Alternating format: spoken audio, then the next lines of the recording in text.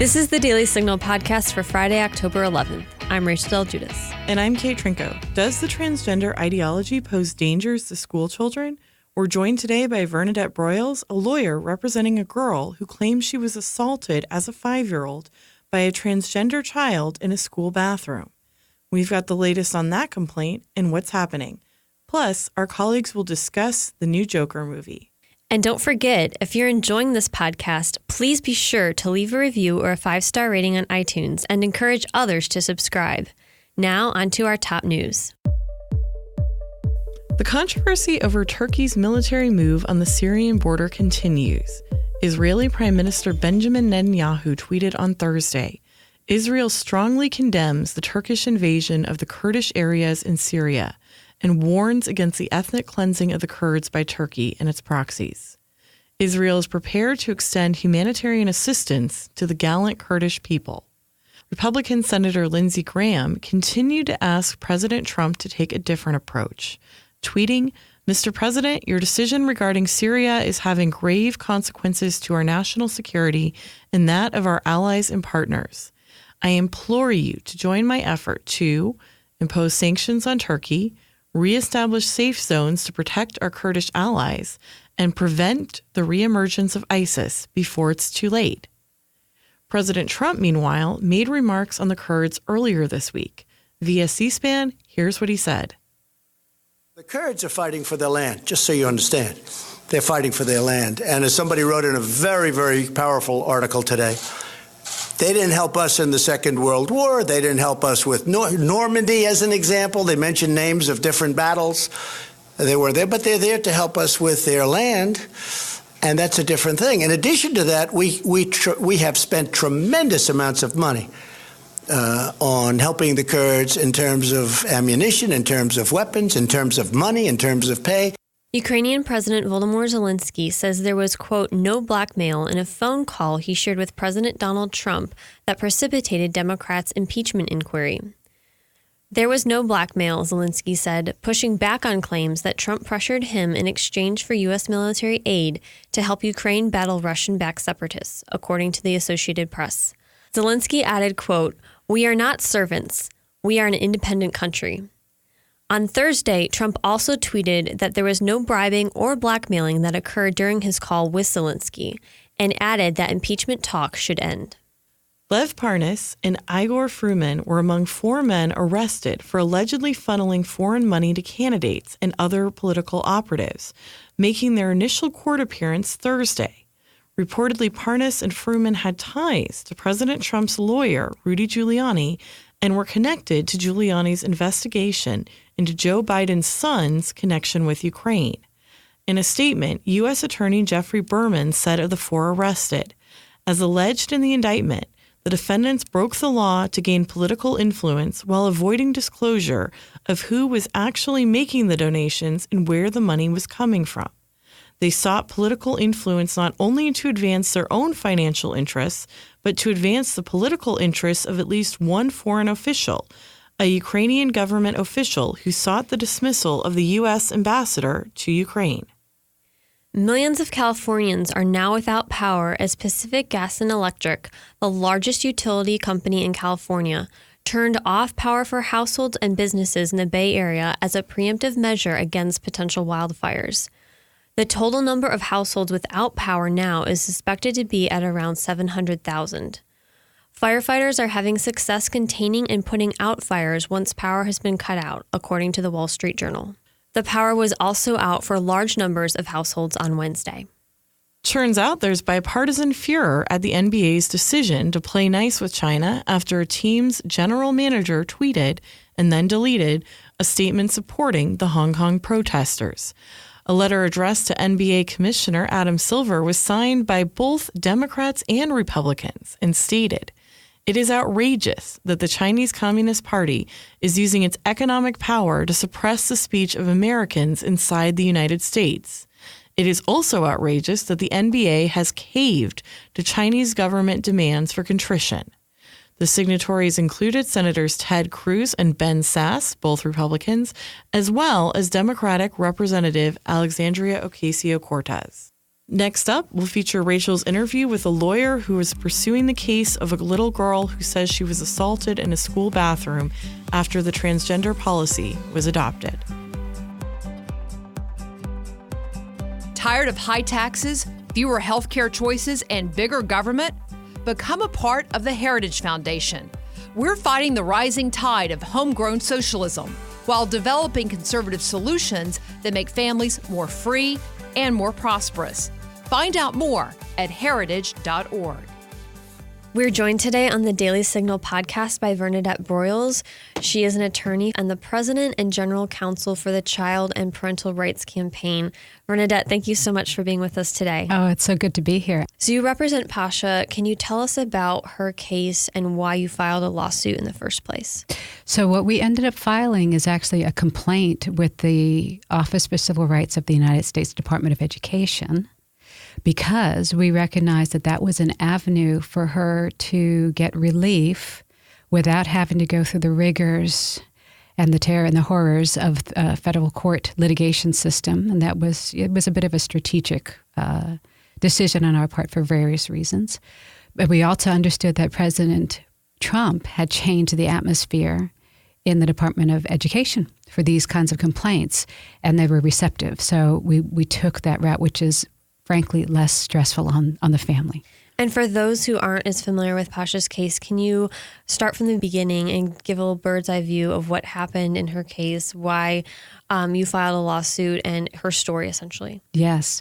So in 2017, a group of families had discovered that the city schools of Decatur had effectively implemented a policy that allowed students to access privacy facilities, bathrooms, locker room, showers, in accordance with their gender identity rather than their sex. And so it was allowing persons of the opposite sex into these facilities. It was all done in the dark. Unfortunately, by the time we got hold of it, the statute of limitations for some things had passed. However, they began to advocate with the school board to expose this and to encourage them to rescind this policy. In the midst of that, and after a couple of school board meetings that were highly publicized, during one of the school board meetings, there was a witness that warned this policy is going to be used by boys to access girls in private facilities for mischievous purposes. Literally 1 month later, we understand that a gender fluid boy was allowed access into a girl's bathroom in an elementary school and sexually assaulted Pasha's daughter. So once we learned of this and interfaced with her and so forth, ultimately we filed the complaint with under Title IX with the United States Department of Office for Civil Rights, and that's where it's pending right now. So I was going to ask you what's next for the case, what could happen, what do you potentially forecast as seeing what may happen down the road? Well, we understand that the case has garnered a tremendous amount of interest within the Department of Education, and they are taking quite a bit of time to investigate this. I suspect that there's a lot of internal conflict over it. There are still actually some more witnesses potentially to be interviewed. So we don't know when the decision is going to come down.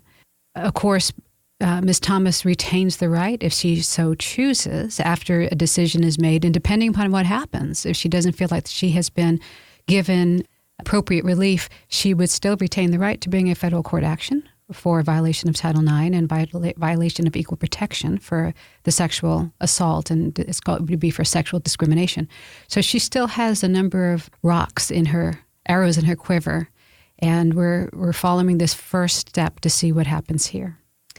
What, if anything, can you share about how this little girl is doing, how her family is doing right now? How are they holding up? This has been very, very hard on them. Part of what we couldn't have shared is that the school had called the Department of Family and Children's Services on this mother when this happened. They made a report that in truth was a smokescreen, in my view, concerning her essentially poverty. This is a vulnerable mom. She's a single mother, African American, low socioeconomic, financial scale. And I think they recognize that. And so they brought an economically based report that was extremely intimidating, on her. So it has been very, very hard on them. So it's almost like, correct me if I'm wrong, but it almost seems like there's some social profiling going of the mother here in this case to address this when that's not the... This school system wanted this case to go away. This case was exposing the very risk that we were warning them about. And they really wanted, I believe, this mother to go away and treated her in such a way. They treated her horribly, so shamefully, and did not want to meet with her. To this day, Superintendent David Duty has never met with her. Did not want to, and they were forced to meet with her, but the dismissive manner in which she and her daughter were treated was shameful. So yes, I think there was some. That is tragic. So if parents face a similar situation as Pasha has and find out their school now has a transgender policy that allows children born the opposite sex to use the same-sex facilities, bathrooms, locker rooms, what have you, is there anything that parents can do? Yeah, there's a number of things that parents could do. The most important thing that parents can do right now is to be very present. Look and see what clubs are meeting in your school. If there's a gay-straight alliance, pay attention. A lot of times the activism is coming through there. Ask your children what's actually happening on the ground, because there could be a policy quietly that's in place. If you have any suspicions that a policy has quietly been implemented through some sort of, quiet channels, put forth an open records request. Under every state in the nation, they have open record laws and sunshine laws, and we have templates to put forth the open records request, find out exactly what's going on. Parents have a right to notice. If there's a change in policies that affect your child, you have a right to notice. And if it was done in violation of your Open Meetings Act or some equivalent state law, you might have a cause of action to undo that if you catch it in time. If they have, I'll leave it at that. You potentially, and a second way is in the federal arena, agency, of course, to file a complaint with the Office for Civil Rights. Now, it is helpful to have an attorney, truthfully. We have filed it on Pasha Thomas's behalf, but one does not have to have an attorney. And so you can get advice an attorney and then file it yourself. Thirdly is using the federal court system. My law partner and I in the Child and Parental Rights Campaign have done a rigorous analysis of the case law. And we've come to the conclusion that under the 14th Amendment, fundamental parental rights, doctrine, due process, fundamental parental rights, that there is a case to be made that what schools are doing is crossing the line. On the one hand, the case law says that schools have the right to determine curriculum, the use of facilities, and to regulate the environment of their school. However, there's a line of cases in different parts of the country that says when schools now begin to pry into private family matters, begin to directly interfere with relationship, the decision-making of parents over their children, or begin to coerce children to affirm a belief system that's contrary to their family's beliefs, their parents' beliefs, in violation of over the parents' objections, that it crosses the line now into interfering with the legitimate domain of the parents and the right of parents to be able to direct the upbringing and the care and upbringing of their child and education of their child. After this analysis, we do believe that there is some opportunity for exploiting that, particularly with now that we're seeing these materials coming out by GLESON and HRC and so forth, that is tutoring teachers and counselors to find ways to circumvent or avoid informing parents about socially transitioning children. These are medical decisions. These are mental health decisions, which lie with the parents. I think that would really bolster a claim. And then if you have conscripted speech, pronoun usage, I think there's a case to be made that we're now indoctrinating children. We have captive audiences that are being conscripted to affirm a false worldview, or certainly a worldview that is legitimately contrary to many parents' beliefs and understanding of science, and that schools have overstepped their bounds, and we need to hold them accountable through actions. What about curriculum? You mentioned parents' rights. Legal action, excuse me. Yeah. When it comes to curriculum, do parents have any legal recourse? We were talking about that when it comes to schools and what the steps they should take should be. But how can parents address a curriculum if they see their kid bring something home, a book they're reading? What does that action look like? Curriculum is a very tough area right now. Unfortunately, the case law, because of the Fields decision and the Brown versus Hot, Sexy, and Safe decision out of the First Circuit and out of the Ninth Circuit and out of the First Circuit, it has really set back parental rights in the area of curriculum.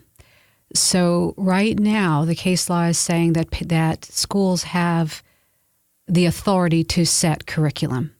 And just because curriculum has material that is objectionable to parents, that parents really don't have the right to come in and try to change the curricular decisions of the school. So it's in a very tough state. However, what my law partner and I are beginning to question is there's got to be an outer limit to that.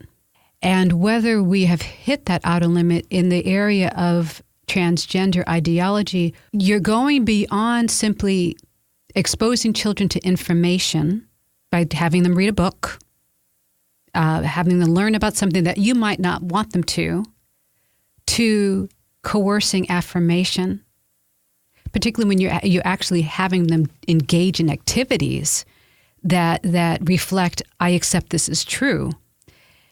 And if it can be shown to have a harmful effect on them physically, if it's facilitating social contagion, if it's facilitating children walking down a path that leads to sterilization, interference with their healthy body development, their fertility, and even the loss of healthy body parts. If that case can be made, and the foundations of this ideology can be attacked, I think we've left the ideology in place for too long. I think we need to actually attack its roots in some case, in some public forum, and make a record of that. I find myself wondering if this might be the case where we can say the right of schools to choose curriculum is not infinite. It has an outer boundary, and we've hit it. When it begins to harm children, it begins to deceive children, it begins to indoctrinate children, then that's where it needs to stop, and we need to push it back. What alternatives would you suggest to parents who don't want their children to be subjected to a public school education as this issue becomes more and more prevalent? What suggestions do you have for parents? You know, the easiest response is choose private school, because in private school you have far more control, far more control over what happens. I don't know if parents realize, parents need to understand this. Public schools are protected from most lawsuits, particularly state lawsuits, under a doctrine called sovereign immunity. At least in Georgia, and I believe it's probably very, very similar in most states, your child could be beaten to death by another kid at school. And it is almost impossible to sue the school for liability under the protections of sovereign immunity for schools. Okay, at least in Georgia, and I suspect that most states are pretty similar. You have to find a federal hook, okay, in order to be able to successfully sue schools for the very most part. There's some exceptions like violations of Open Meetings Act and things like that, procedural issues. So you lose a great deal of control. Private school, homeschool, but you know what? If you not everyone can afford this, or as a matter of principle, you say I've paid taxes, and so I have a right to send my children there. Then my answer is this: be very present. Two-fold-handed. Be very, very present.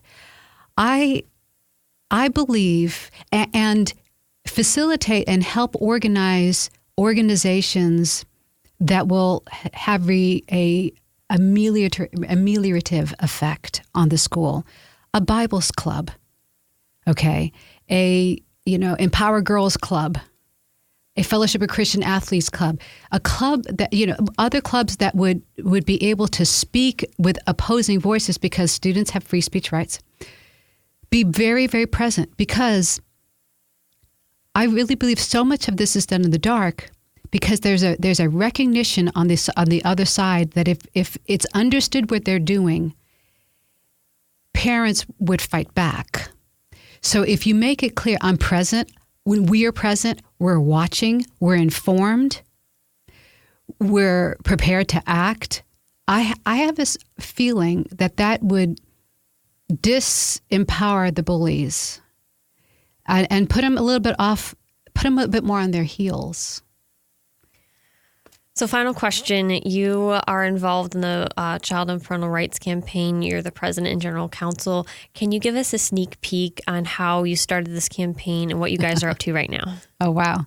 So I was a very happy family law practitioner for 13 years after having been a prosecutor for a while and a commercial litigator. And I got broken for normal with the Pasha Thomas case and what happened to Decatur. And I hit this wall. I could not have it that this was happening to our children. I have a 13-year-old daughter and a 19-year-old son. 15-year-old daughter. What's wrong with me? And I just knew I could not be in this world comfortably. I could not coexist with this madness, with this child abuse. It is child abuse. I was a guardian ad litem for 12 years. I represented the best interest of children in high conflict custody divorces. I went to bat for them in all kinds of cases. And I just could not coexist with this evil. And so, long story short, early in the year, I made a decision to begin to shutter my private practice and joined up in partnership with Mary McAllister. And we've just hired a paralegal, and we're just going live like now with our website. And the whole point is to begin to represent and defend parents to be able to guard their children against the harms of gender identity ideology, whether it's in cases in the courtroom, or it's advocacy with legislation or before school boards, or just getting out information and speaking and activating people in the public square. We want to be there. Where can listeners follow your work if they want to get involved and read the research, the work that you're doing? Sure.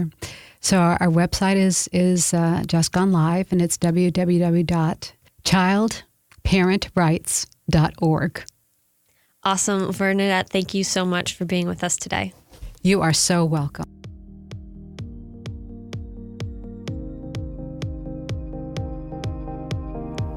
This is Jarrett Stepman. I've been joined by Jackson Elliott and Aaron Credeur, two interns at the Daily Signal who recently saw this new movie called The Joker. It's a kind of comic book movie that has had a huge amount of impact. It's been one of the, I believe now, the highest grossing movie of all time in the month of October, which is pretty incredible. And both have come in to kind of talk about and give their thoughts about what I think is, I guess you could say, culturally a fairly impactful movie. Of course, Jackson actually wrote a piece for us in the Daily Signal, very good kind of review, preview of this movie. And so thank you both for joining us on the Daily Signal. Glad to be here. It's a pleasure. Thank you very much. So I want to get both your impressions. Jackson, what did you think of this movie? Did you think it was a good movie? Did you like the message of the movie? Can you kind of lay that out for us? Yeah, well, for the movie itself, I gotta say it's brilliantly acted. There's definitely a great amount of production value put into it and just expert cinematography. As for the message, well, it's something that's very, very nihilistic. It's supposed to be, or what I think they want it to be, is a portrayal of how someone becomes a sort of mass shooter or killer that we see so often in today's society.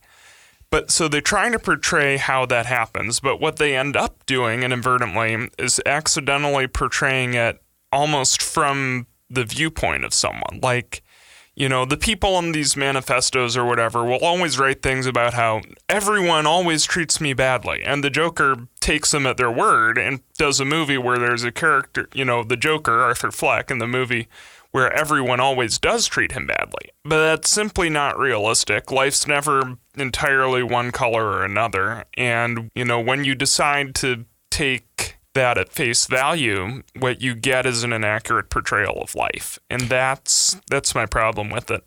Interesting. Aaron, what was your impression of the movie? Did you also think it had a kind of nihilistic viewpoint, as Jackson was explaining? I think, yes. I think it definitely is nihilistic. It's extremely, extremely dark. I can't stress that enough. But I don't think it's the greatest movie in the world, but I do think it's an important movie right now. There are some issues philosophically with it, which I think some people will see as inaccurate to reality. But on the other hand, there's a lot of big social issues it brings up that I think it's definitely, I think they maybe go a little bit overboard in it. I would appreciate a little bit of subtlety, but at the same time, I think to a certain extent, they do hit the nail on the head on several societal issues that we're facing nowadays. There's a scene in the beginning where you kind of get a brief picture on the main character, the Joker's mental illness.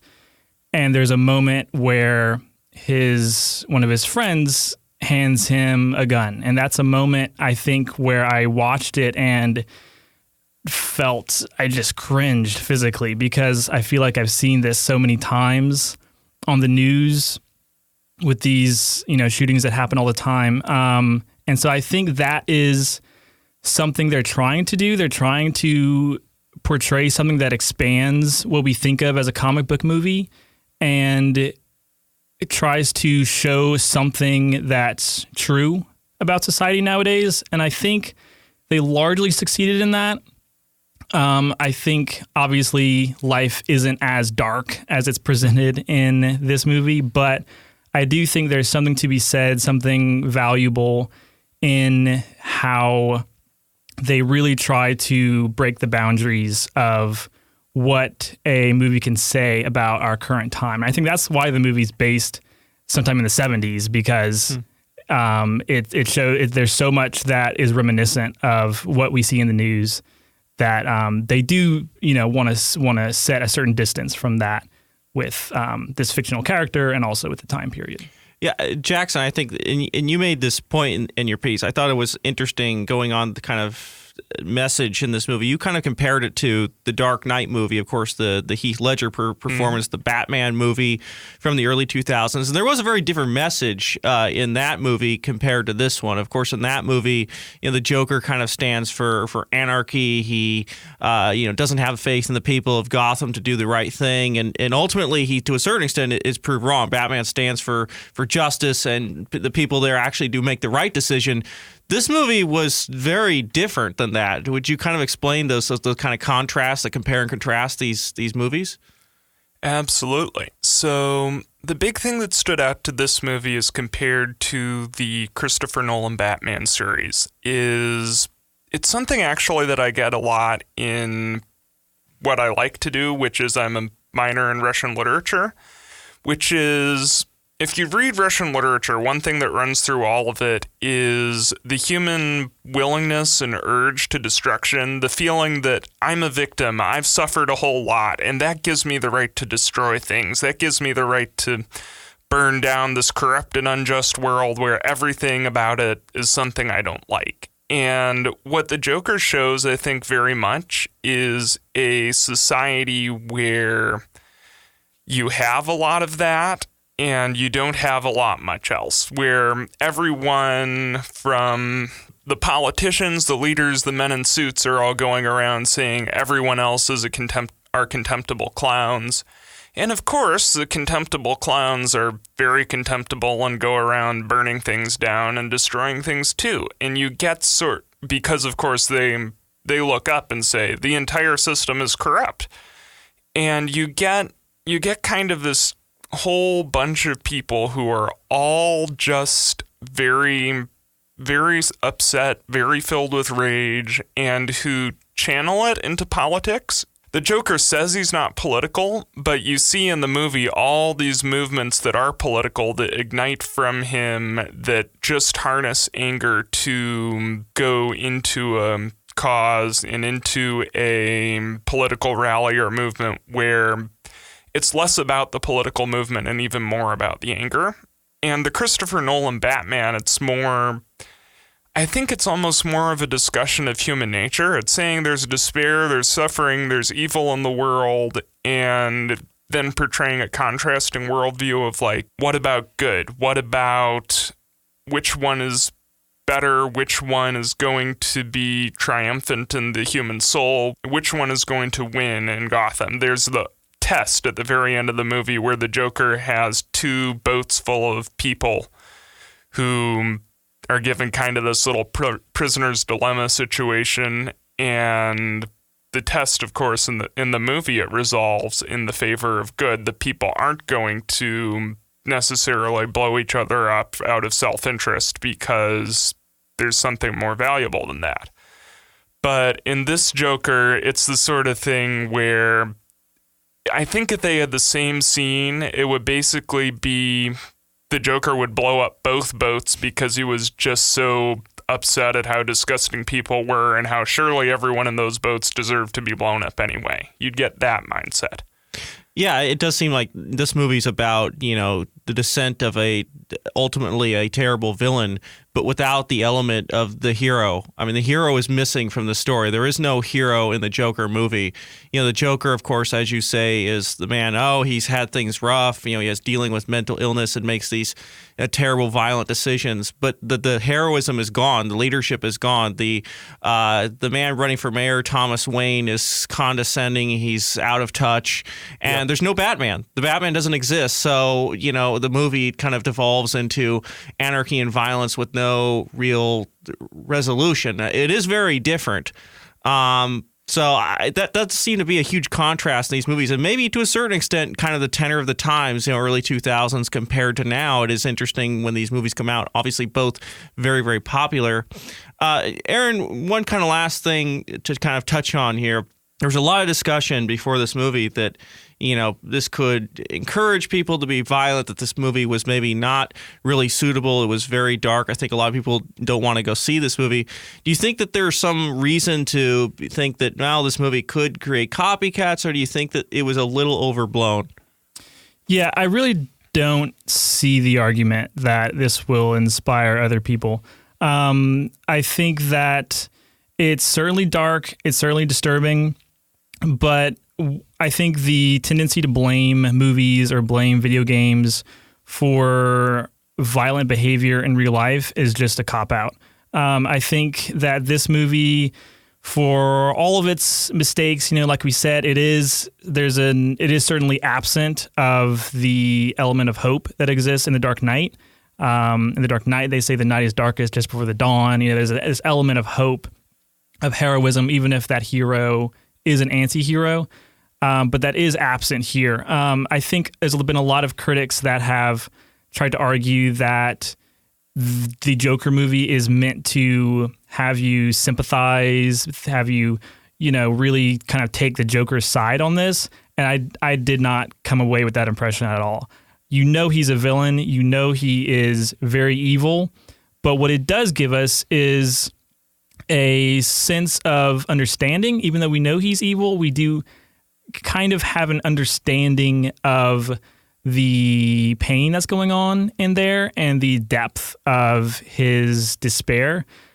I'm not going to try to put myself in the head of a person like that, but I think there's a lot to credit in Joaquin Phoenix's performance, that he's able to get that across. And in just the first few scenes, you really are able to see the pain he's dealing with. And so I think, while certainly the Joker in this movie is not a hero, he's not an anti-hero, he is a pure villain, but any reasonable person will watch this and understand that there are people in the world that exist like this, and that's something that's true, and I think ultimately that's valuable for a movie to show that, and I don't think that this is something that will inspire other people. Well, it's a good summation of the movie.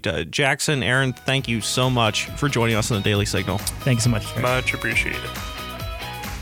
And that'll do it for today's episode. Thanks for listening to the Daily Signal podcast, brought to you from the Robert H. Bruce Radio Studio at the Heritage Foundation. Please be sure to subscribe on iTunes, Google Play, or Pippa, and please leave us a review or a 5-star rating on iTunes to give us any feedback. Rob and Virginia, we'll see you Monday. The Daily Signal podcast is executive produced by Kate Trinko and Daniel Davis. Sound design by Lauren Evans and Thalia Rampersad. For more information, visit dailysignal.com.